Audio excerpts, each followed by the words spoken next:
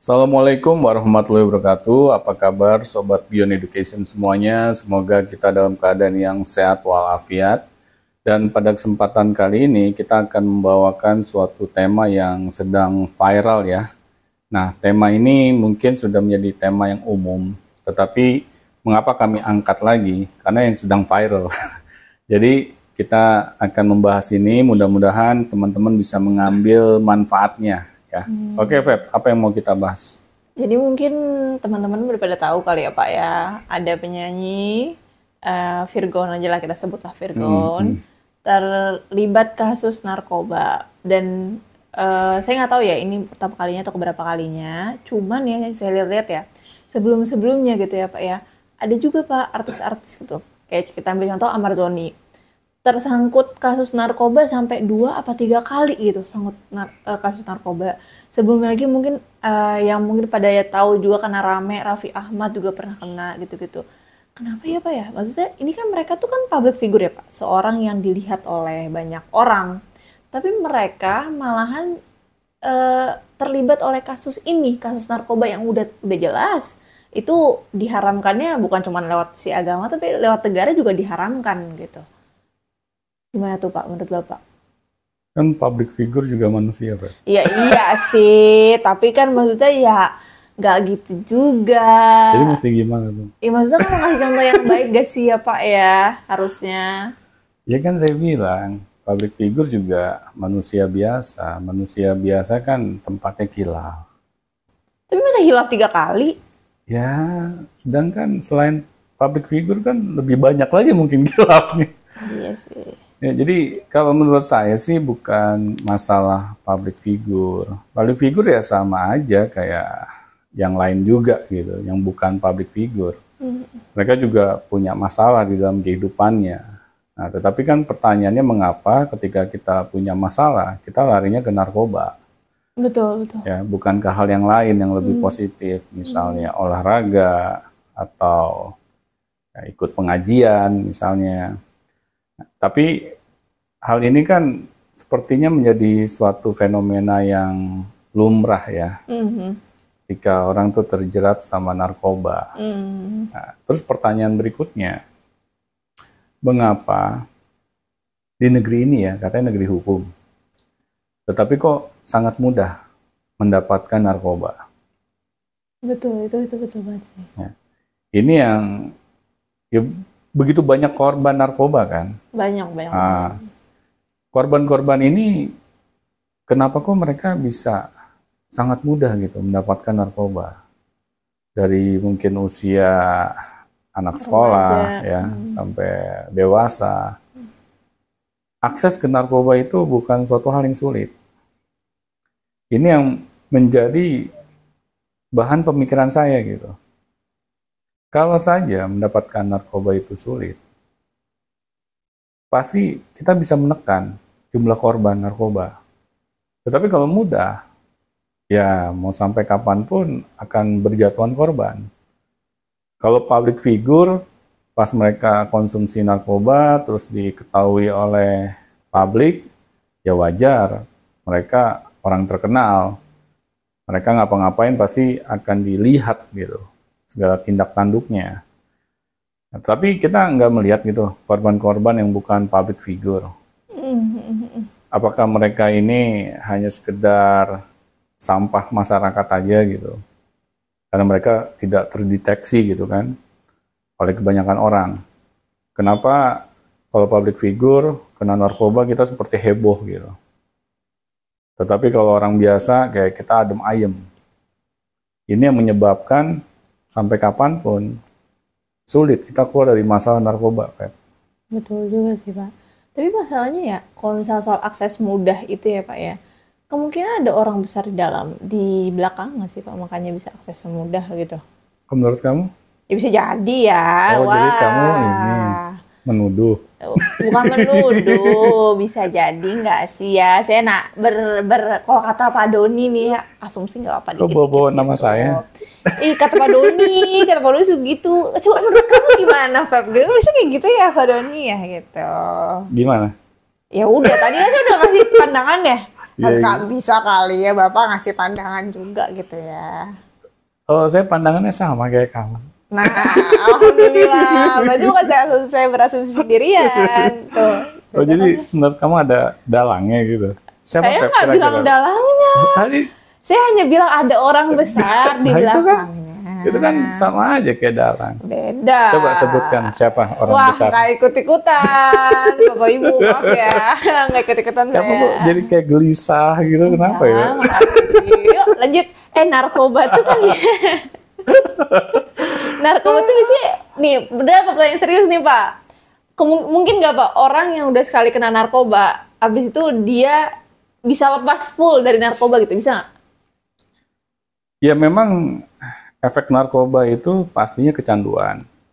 Malahan lebih parah ya kalau dibandingkan kecanduan yang lain, kayak rokok misalnya. Kalau misalnya kita mau lepas dari narkoba, kalau baru sekali sih ya insya Allah bisa. Karena kita belum terlalu keseringan memakainya. Tetapi kalau kita udah berulang kali memakainya, pastinya kecanduan. Kayak saya punya teman gitu waktu pas kuliah ya. Jadi masalah narkoba ini bukan masalah hari ini aja gitu. Dari zaman dulu juga sudah ada. Malah di zaman saya kuliah, orang konsumsi narkoba itu terang-terangan. Bayangin di kantin kuliah coba siang bolong. Mereka ada teman saya gitu yang nyuntik gitu kan. Dia nggak malu-malu gitu. Saya sih ngelihatnya kok bisa gitu. Dia nggak ada perasaan takut gitu ya pas konsumsi. Misalnya takut ketangkep lah, takut dilaporin lah. Dia kayak biasa-biasa aja gitu, kayak merasa aman gitu. Nah, di sini kan saya yakin kenapa dia merasa aman. Dia tahu gitu bahwa untuk kemungkinan dia ditangkap atau dilaporin itu kecil kemungkinan. Karena nggak mungkin dong masa di siang bolong, di kantin pula, di luar lagi, di pinggir jalan raya lagi. Dia nyuntik gitu. Dia kok kayak biasa-biasa aja gitu, kayak sedang ngerokok aja gitu kan. Padahal lagi nyuntik tangannya gitu. Nah, di sini sih saya ngelihat kalau fenomena seperti itu, seperti lumrah, ini ada kemungkinan gitu, yang tadi kamu bilang, pasti ada man behind the scene-nya nih. Ya, ada orang di balik layarnya nih. Mengapa kok para pengguna ini kayak bebas sentosa gitu, melakukan hal yang seperti itu. Di zaman saya, di zaman kuliah itu parah banget memang. Itu di tahun 90-an lah ya.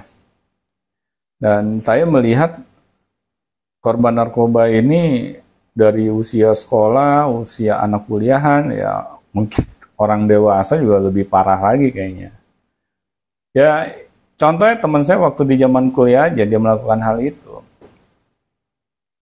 Dia kok bisa mudah dapat narkoba gitu. Saya bingung, ini anak kuliah loh. Bukan penjahat kelas kakap gitu. Yang sekelas mafia kok bisa dia mendapatkan aksesnya. Saya aja, ya karena bukan pemakai, ya saya nggak mau cari tahu gitu kan, bagaimana bisa mendapatkannya. Tetapi ya saya tahu konsekuensinya kalau sebagai seorang pemakai narkoba, karena zat kimia yang masuk ke tubuh kita, itu pasti dampaknya itu lebih long term, lebih panjang. Makanya saya nggak pernah nyoba-nyoba.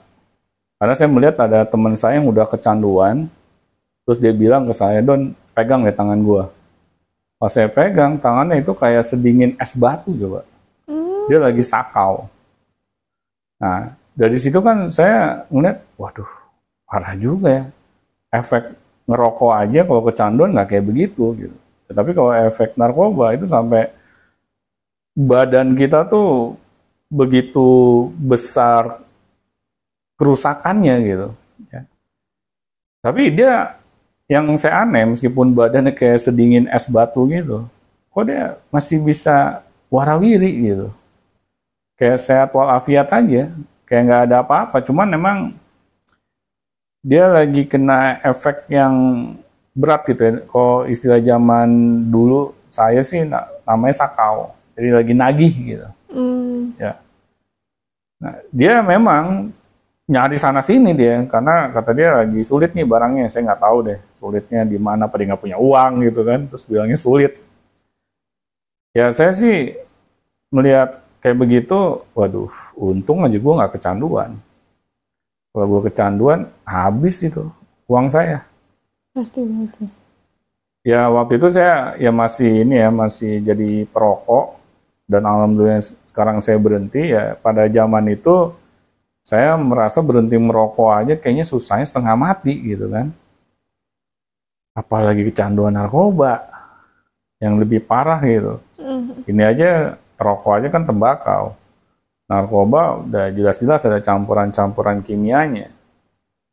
Nah ini jadi saya melihat bahwa kalau hal ini terus dibiarkan, ini akan merusak generasi muda bangsa ini gitu. Nah makanya ini PR bagi setiap orang tua sebenarnya. Kita jangan menyerahkan hal ini ke pemerintah untuk menyelesaikan masalah narkoba ini, karena kayaknya apa ya, sebuah ilusi gitu kalau kita berharap pemerintah yang menyelesaikan. Jadi kita harus jaga keluarga kita masing-masing agar anak-anak kita ini jangan sampai terkena narkoba. Apalagi kalau kedua orang tua misalnya sibuk bekerja, anak tidak ada yang mengurus. Misalnya anak kita titipkan, bahkan misalnya dititipkan ke institusi agama. Belum tentu loh institusi agama itu bisa bebas narkoba juga. Karena banyak pengedar narkoba itu ngincernya anak-anak sekolah. Kenapa mereka ngincer anak sekolah? Karena kan anak sekolah ini keingintahuan itu besar ya. Mereka pengen nyoba segala hal lah. Ya awalnya kan kalau pengedar narkoba tuh pintar gitu, dikasih gratis dulu. Ya. Disuruh icip-icip dulu lah. Bahkan bentuknya kalau dulu tuh kayak permen. Kok Bapak tahu? Kenapa? Kok Bapak tahu? Ya kan saya di zaman itu yang saya dengar seperti itu. Oh. Oh jangan nuduh saya. Enggak nuduh, kan nanya.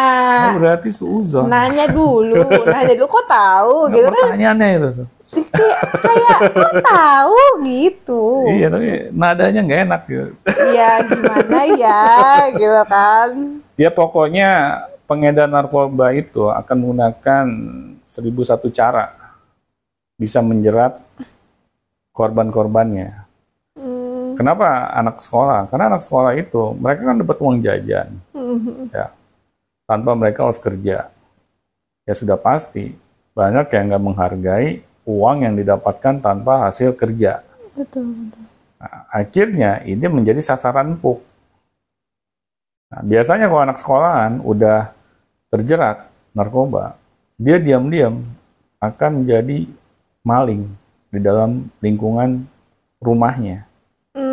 Ya.